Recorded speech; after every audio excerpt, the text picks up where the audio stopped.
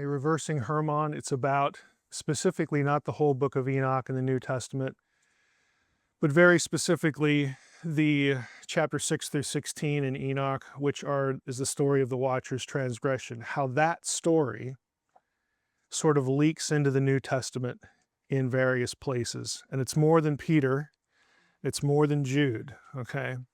But how that story leaks into the New Testament and sort of matters for New Testament theology. So that's the whole guts of the book right there. Now, why did I think this would be a good idea? The few notes up here. I mean, that I'll just give it to you in a nutshell. It's kind of amazing. This is also like Unseen Realm in this respect. I've said in many interviews that the dirty little secret of Unseen Realm is that nothing in the book is unique to Mike. Okay, and that's true. Nothing in the book just sort of popped out of my head. And, oh, this would be a good idea. I'll throw it in a book and people will like it. Okay, nothing like that. Everything in the book you can find in peer-reviewed scholarship. That's just what I do. I don't really know how to do anything else, so that's what you're going to get. It's kind of amazing. Every chapter in this book, and the stuff we'll go through here, is either represented by journal articles, somebody's dissertation, a book, something like that. So it's the same goal, to try to take, again, high-end scholarship on, in this case, the story of Enoch, the transgressions, and then how that leaks into the New Testament. Try to take that stuff and then make it decipherable and digestible for somebody who's not a specialist. Okay? It's astonishing nobody's ever done that. Again, everything that's in the book is going to be traceable somewhere, but there isn't a single book, either in the academic world or in the popular world, where somebody's actually collected that stuff and put it between two covers and called it a book, which is just sort of astonishing to me. Now, this last year, the first something sort of like that appeared. I can't remember who, I think it was either Oxford or Brill. Somebody did something on the Gospels, Enoch and the Gospels. But that is the first of its kind. So this book is going to be kind of unique. And hopefully, you'll enjoy it as much as Unseen Realm. I'm taking for granted that most of you, if not all of you, have read Unseen Realm or sort of heard an interview about Unseen Realm, because that was Greg's thing, on the website. Make sure people know this. But as far as, again, that basic introduction, the Watcher story, Watchers is a biblical term. Again, it's only in Daniel. It does occur more frequently outside the Bible. But here's what sort of drove the bus for me as far as picking this topic. It wasn't just that, hey, I could throw all this together and there's so much of it, I can make a book out of it. It was kind of this question that popped into my head at some point in an interview. Because in Unseen Realm, you get the answer to this question, but it's not your typical answer that most Christians, would give. If we ask the question, why is the world and all humanity so thoroughly wicked? What's the average Christian going to say? The fall. Okay, because that's what we're taught. And it's not that the answer isn't the fall. The answer is the fall plus two other things. Okay, so if you ask this question to an Israelite or a Second Temple period Jew, again, Second Temple period is academies for intertestamental period, roughly 500 BC, all the way to the destruction of the Second Temples. Second Temple's built, 516 or so, all the way to 70 AD. That period, if you ask somebody living in that period who, again, was biblically literate, they had read their Bible and lots of other stuff in the serious Jewish tradition. And I would suggest, and what this book, again, attempts to show, even the earliest Christians, the very beginnings of what we call sort of the early church or the early church fathers, they would not have said only the fall. They would have said, well, there was this thing, the fall, but they also would have said there was this thing that happened in Genesis 6, 1 through 4, and also the whole Tower of Babel thing, the Deuteronomy 32 worldview that I talk a lot about. But for this, occasion, and of course this book, we're going to focus on the middle one. And this is a quote from, I don't know if it's from me or from somebody else. That's from me. I can't even tell what I know. If it's not from me, there'll be a source there. So I'm the source.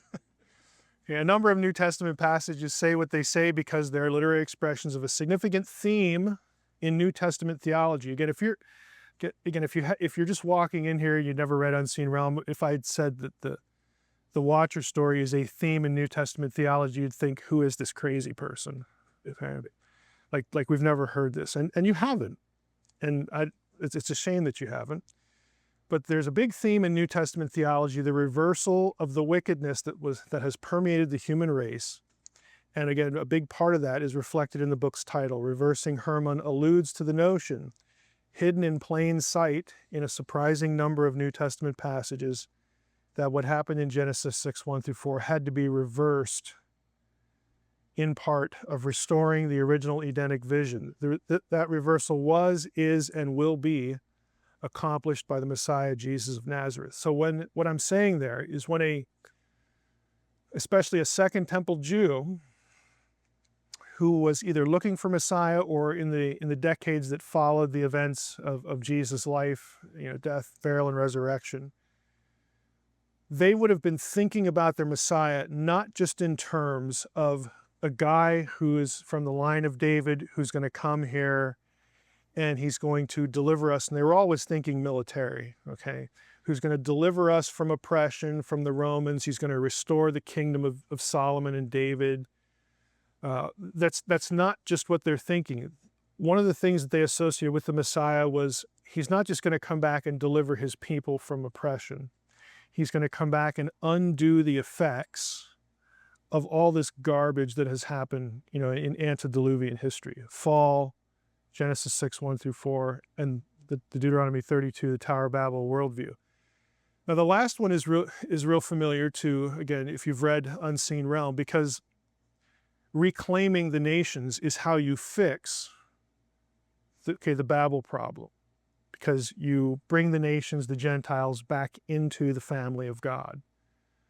The Messiah is for them as well as the Jew. So that's pretty familiar. Of course, the fall is familiar. This middle part is quite unfamiliar. Now, to orient you, this is a basic outline of what we call the Book of Enoch, popularly in academic talk and in the way the book gets cited. What you think of as the Book of Enoch is actually First Enoch. There are 3 books of Enoch.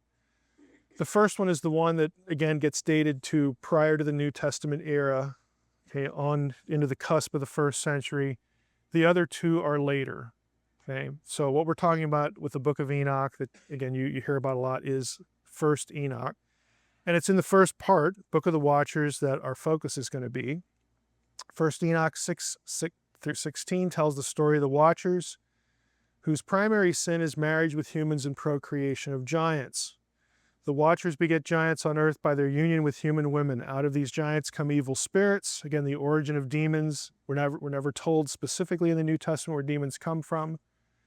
We are told that in First Enoch, and First Enoch gets it because it understands the original context of Genesis 6, the whole Mesopotamian backdrop of that, which we'll talk about today in more detail. So out of these giants come evil spirits that lead humanity astray. In the short term, the crisis of the Watchers is resolved when God sends the flood to cleanse the earth. Enoch is introduced in chapter 12 as a scribe, whom the Watchers ask to intercede for them.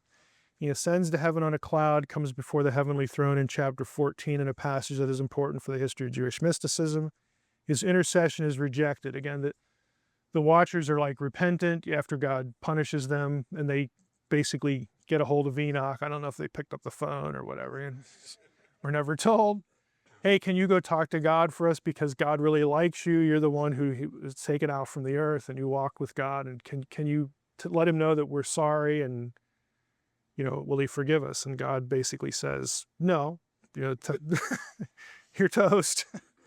Essentially is, you're in there until the time of the end, which I think, again, we'll touch on this today, is Revelation 9 when the Watchers are released. But the Jewish traditions are pretty consistent here. So Enoch, again, is asked to intercede. It's rejected. The Watchers abandon heaven for the attraction of the flesh.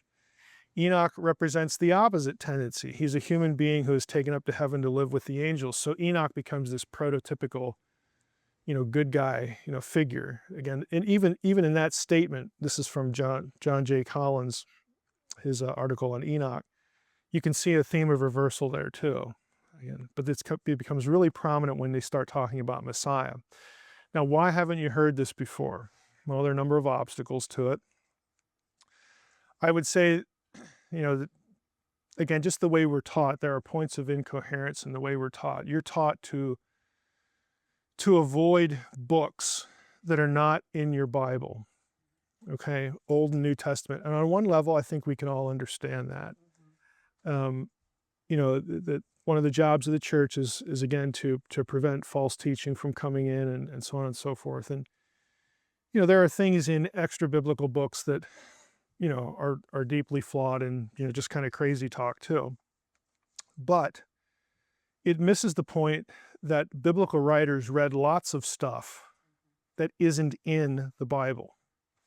They were like you, surprise, surprise. They were people. And they read stuff, and what they read stayed in their head.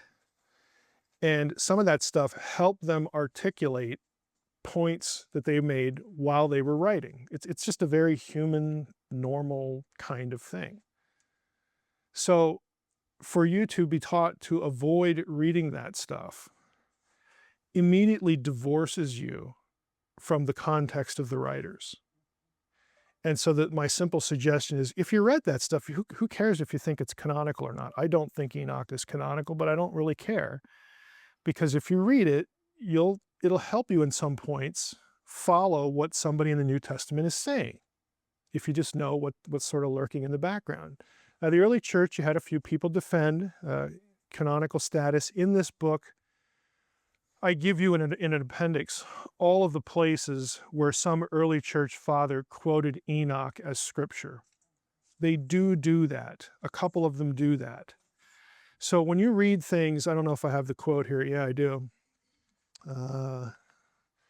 Now, in a paraphrase here, the bottom one, this is kind of representative. I'm not going to tell you what source it comes from because I don't want to ruin your enjoyment of the book, because it's actually a good book.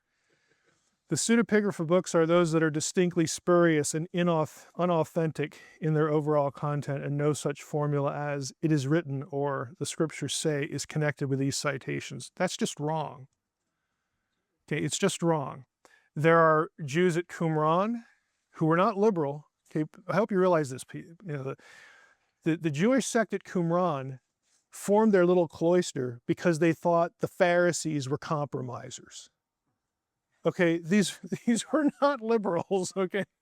I mean, they're like nth degree just off the map in their conservatism, but yet they will quote Enoch on a couple of occasions in citation form, like as the scripture says, and then they'll quote 3 or 4 things, and among them is First Enoch. Okay, they'll do stuff like that. So for a few, at least, one Jewish sect, this book was considered sacred. There are a few church fathers that also considered it sacred. Tertullian, going back here, Irenaeus, Origen, kind of went back and forth. Clement, back and forth. But Tertullian is sort of its biggest defender, and Irenaeus endorses it in 1 or 2 places, but Irenaeus pulls some of his theology from Enoch even without citing it. Now, we know that because we have the book and we can go look it up, what he's quoting from. So these are some major figures.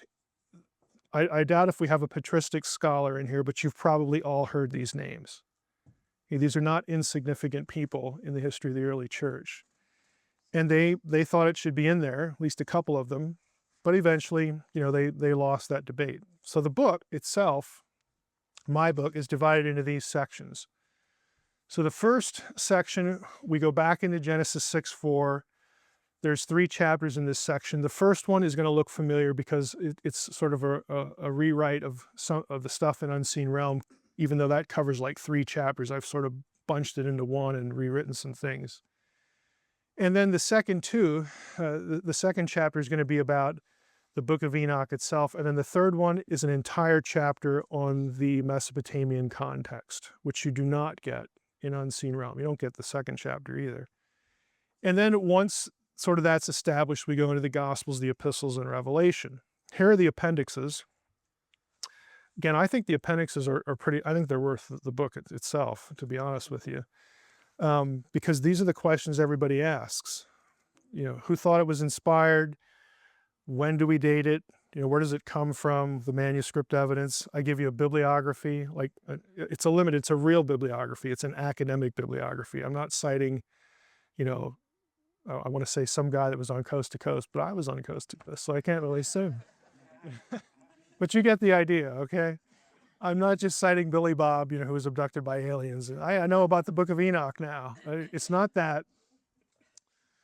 And you're laughing because you know that there are people out there like that. And then where does the New Testament allude to not just Enoch, but pseudepigrapha in general? There's a guy, a New Testament, you know, geek, New Testament scholar who has collected all these, and I got permission from him to reproduce. He posted it online to reproduce that in an appendix. It's great because it does all the work for you. And then there's a little appendix on the Antichrist. We'll get to that. So let's jump into part 1. Sin of the Watchers in its original context. Again, this is first Enoch material. I'm not going to quote Genesis 6 because you all know that. But I'm guessing a lot of you have never read the Enoch story. So let's just go through some of the basic parts of it. When the sons of men had multiplied, and in those days beautiful and comely daughters were born to them, and the watchers, the sons of heaven, saw them and desired them, they said to one another, come, let us choose for ourselves wives from the daughters of men, and let us beget for ourselves children. And Shemhaza, their chief, said to them, I fear that you will not want to do this deed, and I alone shall be guilty of a great sin. So apparently it was his idea, and he's like, I don't want to only be blamed when this thing just goes to hell in a handbasket. And they all answered him and said, let us swear an oath. Let us all bind one another with a curse, that none of us turn back from this counsel until we fulfill it and do this deed. Then they all swore together and bound one another with a curse. Now, you notice the deed, again, is cast in sexual tones. You know, let's go have children. But the real crime, I don't think we should miss. Again, if Unseen Realm, there's actually 2 views of sort of the supernatural perspective of Genesis 6. I don't want to leave this section without saying this. The real crime is that they want to raise up their own nations. They want their own populations. They want to imitate God without his permission. It's kind of a Gnostic flavor to that, if you know a little bit about Gnosticism. So this is what's going to become the real issue here. They were all of them 200, and they descended in the days of Jared onto the peak of Mount Hermon. Okay, Hermon is the key location. And they called the mountain Hermon because they swore and bound one another with a curse on it. Okay, this Hermon in Hebrew is related to, it's a better way to say it, same root as charem. Again, the devote to destruction, to put under the ban, that sort of thing. So there's an association there between the terms. These and all the others with them took for themselves wives, and among them such as they chose, they began to go into them and defile themselves through them. Again, they defiled themselves. This is a transgression of heaven and earth. To teach them sorcery and charms, and to reveal to them the cutting of roots and plants, and they conceived from them and bore to them great giants. Asael, another character, taught men to make swords of iron and weapons and shields and breastplates and every instrument of war. He showed them metals of the earth, how they should work gold to fashion it suitably, and concerning silver to fashion it for bracelets and ornaments for women. He showed them concerning antimony and eye paint and all manner of precious stones and dyes. Now you're probably thinking of the passage in 1 Peter already about the cosmetic, issue. And there was much godlessness upon the earth, and they made their ways desolate. Shemhaza taught spells and the cutting of roots. And then you get a list of which watcher taught what to people. You get this whole list. You get signs of shooting stars, signs of the earth, signs of the sun, signs of the moon. Again, astrological stuff. They all began to reveal mysteries to their wives and to their children. As men were perishing, the cry went up to heaven. So in Enoch, even in this section and elsewhere in the book, the problem with all this isn't that we know how to make something that's made of iron, or we use eye paint to make ourselves beautiful. The problem is what people did with it. It corrupted them. So it takes the problem of lust and makes it worse. It takes the problem of just any technology and makes it worse. People began to use things for self-destruction, for destruction of their fellow man, that sort of thing. So this is what the passage is going through. In a nutshell, what First Enoch is saying here is, look, we know we had this thing, the fall, and we know people are sinners, but they consistently blame the watchers for teaching people how to be even better sinners. Okay, in other words, giving them more tools to destroy themselves. And this isn't much of a conceptual leap anyway for us, because any technology that we have can be used for the same thing. Okay, I can commit horrendous crimes with a phone. I mean, I can blow things up with a phone. I mean, you can just use something that ordinarily it's just simple. It's technology. I mean, I can commit a crime with a fork. I can stab someone. You know, anything that we have, you know, can be used to an evil end. And that's really what Enoch is going to be angling for here. And they blame part of it on people, the fall, because of just who we are, you know, our internal sinful impulse, the lack of, we don't have God's nature, God's character. We make choices to do evil. So people are going to get plenty of blame. But then people being taught and how to express their own impulses, their own wickedness in various ways. That's a big deal in Second Temple Judaism. First Enoch 9, you have 4 angels, archangels Michael, Sariel, Raphael, and Gabriel, see the terrible events unfolding on earth. They approach God for a solution. Basically, you got to do something about this. You know, look at what's going on. You have to do something about this. The 4 archangels say to God in 1 Enoch 9:11, you know all things before they happen. You see these things and you permit them, and you do not tell us what we ought to do with them with regard to these things. I mean, we're here to help. You know, what should we do? God responds in 1 Enoch 10 with the news that should sound familiar to biblical readers. This is when you get the flood. When the Most High said, the great Holy One spoke, he sent Sariel to the son of Lamech, which was Noah, saying, go to Noah and say to him in my name, hide yourself, reveal to him that the end is coming, the whole world will perish, tell him that a deluge is about to come, so on and so forth. So in the Bible, in the Old Testament, Genesis 6, 1 through 4 precedes the flood, okay? It's just that in Genesis 6, 1 to 4, those 4 verses to us, key thought here, to us, lack context. We read them and it's like, well, what does that have to do with the flood? You know, why are these 4 verses even here? I mean, you know, you get to verse 5 and okay, everything that man does is wicked. We get that. And then Noah starts to have this conversation with God, and then we have the flood narrative. Well, what do the 4 verses have to do with this? We lack the context. An Israelite, again, a literate Israelite, would not have lacked the context. That's the disconnect. A literate Israelite would know, oh, these 4 verses sort of compress this story that, you know, is really a response to Mesopotamia, because Mesopotamia has the same story. And the writer just sort of took it for granted, that people are going to know what I'm talking about. I don't need to just rehash all this stuff. And this is a precursor to the flood. People living in the Second Temple period had the context as well. We just don't, because we don't read that stuff. We don't read the literature of the great wider world to know these 4 verses in Genesis 6 are responding to something. This stuff in 1 Enoch is recovering or preserving or transmitting the larger story that Genesis 6, 1 through 4 was a response to. Okay, we lack all of that. And unfortunately, again, because of the history of the Christian church, we not only lack it, it's been kept from you. You have been cut off from it.